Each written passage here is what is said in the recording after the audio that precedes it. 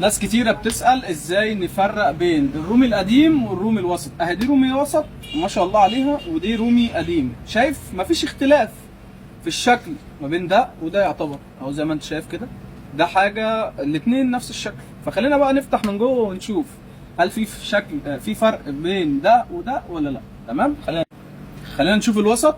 نبدأ ونقول بسم الله كده. ادي كده ايه سلكنا الجميل. نرجع ورا بس شويه كده ايه عشان ايه نشوف الكلام بيقول على ايه. تمام، عامل لنا مشاكل صح؟ هنحاول كده نظبط الدنيا والله انا عارف. بسم الله، يلا بسم الله. ادي زي ما انت شايف كده. عم اسامه عامل ايه يا ريس؟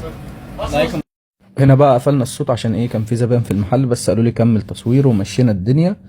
وهنا عندك الرومي القديم هنقطعه برضك، هتلاقيه نفس الشكل يعتبر بنسبة 90%. ده لازم وانت قريب قوي تدقق فيه عشان تعرف ان في اختلاف في الشكل.